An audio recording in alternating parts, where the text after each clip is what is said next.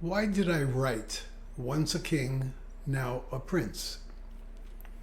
When I sat down to write my rock and roll autobiography, Once a King, Now a Prince, one might first surmise from the title that the reference to king was meant to refer to my days at the pinnacle of the music business and to laud my accomplishments for all to read about. My memoir did not start out as another one of those rock and roll autobiographies. That is not how this began. I did not start to write one of those books on rock and roll, nor another of those rock and roll autobiographies, but my intent 10 years ago or so was to continue the process of growth and catharsis stemming from a unique childhood in a highly dysfunctional family. If anything, I envisioned myself at the time writing one of those books about dysfunctional families. As books about crazy families go, well, before I was at the top of the rock and roll music business, I was living as a child in a world of hurt and crazy. If anything, should I have even thought at that time that this Once a King, Now a Prince would become one of those rock and roll good celebrity memoirs, I would have a good laugh, as was far from the truth, at least initially. As I wrote in an early chapter, King of the Devils, my choice of using the word king was inspired by an image of a 4-year-old child trying to escape the horrors of his confined world. At the same time, my choice of using the word prince came from the eventuality of being satisfied with my life and having survived the traumas of my childhood. Thus I grew into a Prince of Othello. I will admit here, providing you don't tell anyone, that I did not pick a name for my autobiography until later on when I started writing about life in the fast lane of the music business. Although it was not my original intent for using it, it seemed to fit. Why read my rock and roll autobiography? It is worthwhile reading on multiple levels.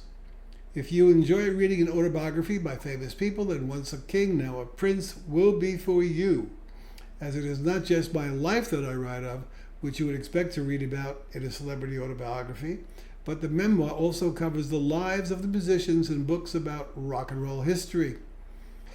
The history of that era in rock and roll is very much present in my presentation and worthy of all good rock and roll autobiographies.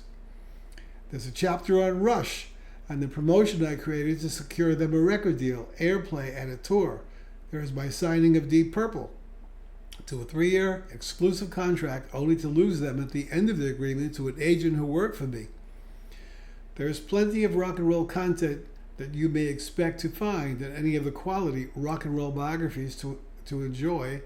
And Once a King, Now a Prince, the autobiography of Ira Blacker, and a true tale of sex, drugs, and rock and roll. For those who enjoy a good cry while reading books about dysfunctional families, this one is for you. That is not to say I wanted to be the star of the segment of my life, but it was simply the misfortune of having the wrong parentage and suffering the consequences thereof. I do not claim that mine was a childhood worse than all others, but when it comes to books about messed up families, it ranks near the top for dysfunction and child abuse. What can you expect from reading my memoir? I think that you'll be able to, in many cases, identify with your growing up in a dysfunctional family and hopefully understand not only some of the mechanics of your own traumatic upbringing, but also find some insight into how to survive it. Survival is the key concept here.